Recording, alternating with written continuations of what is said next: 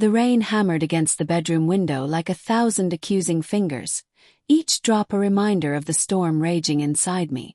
I stood there, phone clutched in my trembling hand, the screen's glow illuminating the damning text messages that scrolled like a confession from hell.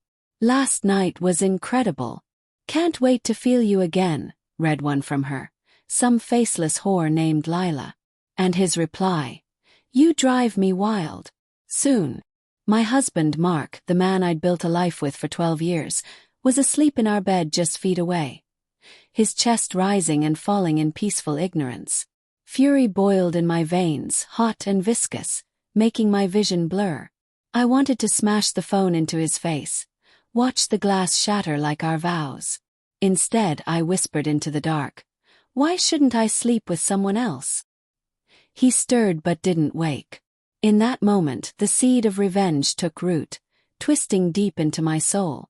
My name is Elena, and that night marked the death of the woman I used to be. The trusting wife, the devoted partner who overlooked the late nights at the office, the sudden gym memberships, the cologne that smelled like desperation. We'd met in college, two ambitious souls chasing dreams in New York City. He was the charming finance guy with a smile that could disarm a room. I was the graphic designer with a knack for turning chaos into art. We built a home in Brooklyn, a cozy brownstone filled with laughter, shared bottles of wine, and plans for kids we never quite got around to. But lately, the air between us had thickened with unspoken resentments. His promotions meant more travel. My freelance gigs meant isolation. Sex had become mechanical, a checkbox on a to-do list. Still betrayal. That was a knife I never saw coming. The next morning, I confronted him over coffee, the steam rising like the heat of my barely contained rage. The kitchen smelled of burnt toast and his guilt, acrid, inescapable.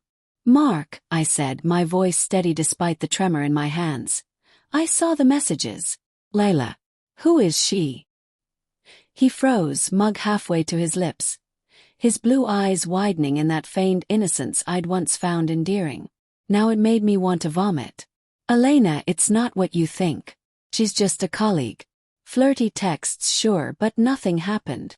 "Liar," I hissed, slamming the phone down. The messages spilled out like poison. Dates, hotel rooms, explicit details that painted vivid pictures of their tangled limbs. "You've been fucking her for months." He set the mug down, his face crumpling into a mask of remorse that felt rehearsed. "Okay, yes. It was a mistake. I was stressed, lonely. But I love you, Elena. We can fix this." I laughed, a bitter sound that echoed off the tiled walls. "Lonely. In our bed.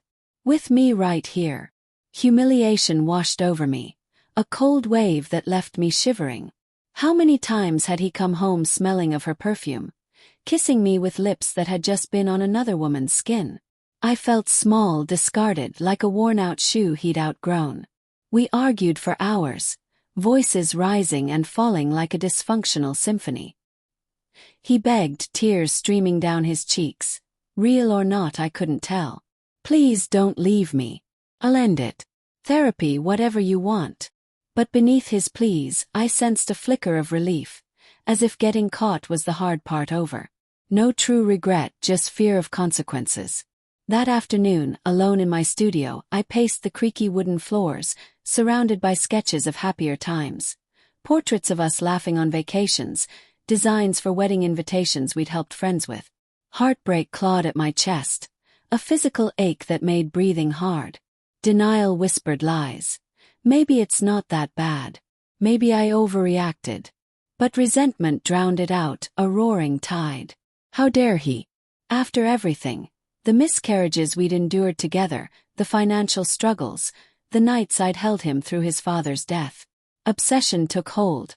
I replayed every memory, searching for cracks I'd missed.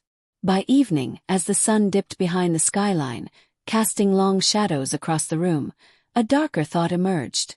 Revenge. Not the petty kind, slashing tires or keying his car. No, something intimate, soul-crushing. Why shouldn't I sleep with someone else? The question from the night before echoed, taunting me. I imagined his face if he found out. shock, jealousy, the same gut-wrenching pain he'd inflicted. But doubt crept in. Was I capable? Moral conflict gnawed at me. I'd always been the good one, the faithful wife. Yet the idea festered, growing into a fantasy of justice. I started small, subtly. That night, over a tense dinner of takeout Chinese, fortune cookies mocking us with platitudes like, "Forgiveness is the key to happiness," I tested the waters. "Mark," I said casually, twirling noodles around my fork, "why shouldn't I sleep with someone else?" "You did. Fair's fair, right?" He choked on his bite, eyes bulging. "What? Lena, no. That's not. We can work through this without making it worse." "But why?" I pressed, my voice silky, hiding the storm inside. "Give me one good reason." He stammered, fumbling for words. Because it would hurt us more. "Love you. We're married." "Weak," I replied, smiling coldly. He couldn't find an answer because there wasn't one. Not after what he'd done. That silence fueled my resolve, a quiet ember turning to flame. Over the next weeks, the slow burn began. I feigned reconciliation, attending couples therapy where he spouted apologies like scripted lines. "I was weak," he'd say, holding my hand under the therapist's watchful eye. But in private, his phone buzzed with deleted messages. I knew because I'd installed a tracker app while he slept. Lila was still there, lurking. Guilt pricked at me for the deception, but resentment overpowered it. I started going out more, girls' nights, that were excuses to scout possibilities. The city pulsed with opportunity. Bars with dim lights and throbbing bass, where eyes lingered and smiles promised escape. One evening, at a rooftop lounge overlooking the glittering Hudson, I met Alex. He was a photographer, rugged with stubble and a laugh that cut through the noise. We talked for hours. About art, travel, the emptiness of modern life. His hand brushed mine, sending a spark I hadn't felt in years. "You're captivating," he said, his voice low, eyes dark with intent. Back home, Mark waited, oblivious. "Good time?" he asked, kissing my cheek. "The best," I replied, my mind replaying Alex's touch. Obsession deepened. I fantasized about Alex's bed, the thrill of forbidden skin, how I'd tell Mark afterward. Casually over breakfast, watching his world crumble. But fear held me back. What if it destroyed me too? Moral conflict raged. Was I becoming the monster he'd made me? In quiet moments, alone in the shower, hot water mingling with tears, I doubted. Yet the planning continued. I saved Alex's number, texted flirty banalities, subtle hints to Mark. Met someone interesting tonight. His jealousy flickered. Small wins that tasted like victory. Tension built like a gathering storm. One night, after a therapy session where he confessed more details, how Lila made him feel alive, I snapped inwardly. Outwardly I nodded, but inside, cold resolve solidified. Revenge wasn't just an idea. It was inevitable. I arranged a work trip for the weekend, booking a hotel room downtown. Alex agreed to meet. The anticipation was electric, a mix of excitement and dread. As I packed, heart pounding, Mark watched from the doorway. "Be safe," he said, suspicion in his eyes. "Oh, I will," I promised, smiling. Little did he know, safety was the last thing on my mind. The hotel room smelled of crisp linens and faint lavender, a sterile contrast to the chaos in my mind. I paced the carpeted floor, heels sinking into the plush weave, my reflection in the mirror a stranger. Makeup bold, dress hugging curves I'd neglected for too long. Alex was due any minute. Heartbreak had evolved into something sharper, a blade of resentment honed by weeks of deception. But guilt lingered, a shadow whispering that this path led to ruin. I pushed it down. Tonight was about balance, about making Mark feel the fracture he'd caused. A knock echoed, jolting me. Alex stood there, bottle of wine in hand, his smile disarming. "You look stunning," he said, stepping inside. We talked, laughed, the air thickening with unspoken desire. His fingers traced my arm, sending shivers. "Are you sure?" he asked, sensing my hesitation. Yes, I lied, pulling him close. The kiss was fire, raw, hungry, erasing Mark's touch. We tumbled onto the bed, clothes shedding like old skin. Sensations overwhelmed. The roughness of his stubble, the heat of his body, the city's hum filtering through the window like a distant soundtrack. It was exhilarating, a rush of power. But midway, doubt crashed in. Flashes of Mark's face, our wedding day, the life we'd shared. I faltered, tears mixing with sweat. "What's wrong?" Alex whispered, pausing. "Nothing," I murmured, forcing continuation. It ended in a haze of release and regret. My body sated but soul fractured further. The next morning, sunlight pierced the curtains like judgment. Alex left with a kiss and a promise to call. Alone, obsession gripped me. How to wield this? I returned home, feigning exhaustion from the trip. Mark greeted me with flowers. Irises, my favorite. A pathetic attempt at normalcy. "Missed you," he said, hugging me. I pulled back, studying his face. "Did you?" Suspense coiled. I wanted to drag it out, let him sense the shift.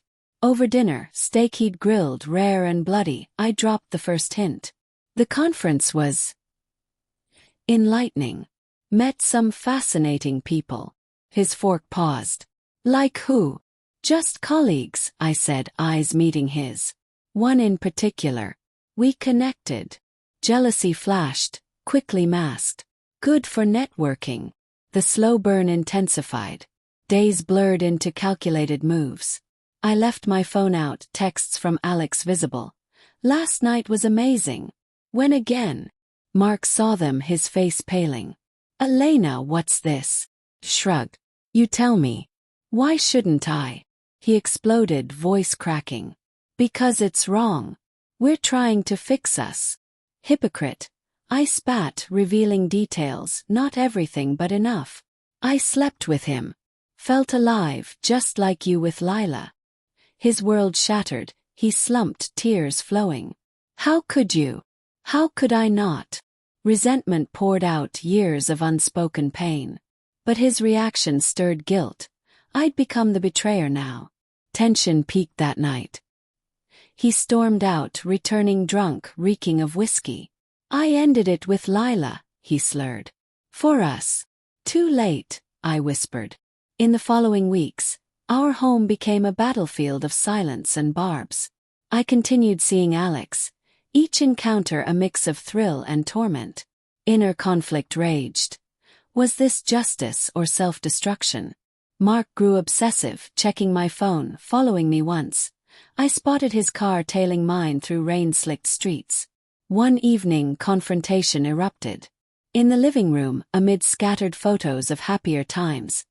He cornered me. "Stop this, Elena." "Or I'll leave." "Go ahead," I challenged, heart pounding. But he didn't. Instead, a twisted dependency emerged. He begged for details, masochistically. "Tell me about him." It was sick, revealing his own moral grayness. Guilt mixed with arousal at the thought. The climax built subtly. I planned the final strike. Invite Alex over while Mark was away. But ensure he walked in. Poetic justice. Doubt nagged. Fear of escalation, of losing everything. But resolve won. The night arrived. Rain again, mirroring that first discovery. Alex arrived, wine in hand. We kissed in the foyer, his hands roaming. Upstairs, in our bed, the ultimate desecration. Then the door creaked open downstairs. Mark home early. Footsteps ascended, slow, suspenseful. My pulse thundered. Alex froze. "Someone's here." "Shoo," I said, adrenaline surging. Mark burst in, face ashen. "Elena." "What the?" Shock twisted into fury. He lunged at Alex, fists flying. Chaos erupted. Grunts, crashes, blood on the sheets. I screamed, pulling them apart. Alex fled, cursing. In the aftermath, Mark collapsed, sobbing. "Why?" "Because you couldn't answer why not," I said coldly. But the twist came hours later, in the ER where we'd gone for his split lip. Doctor pulled me aside. "Your husband." We found something in his blood work from a recent checkup. Early stage cancer. He didn't tell you. The world tilted. Guilt crashed like a wave. His affair. Had it been a desperate grasp at life amid fear? Layers peeled, his stress. The distance. My revenge felt hollow, morally bankrupt. We talked through the night, raw and honest. I was scared, he confessed. Didn't want to burden you. Heartbreak mingled with forgiveness. Not full, but a start. Obsession faded. Resolve turned to rebuilding. In the end, revenge's payoff was bitter. Poetic justice inverted, forcing me to confront my own darkness. We separated, but with understanding. The scar remained, a reminder that betrayal begets more, unless broken by truth.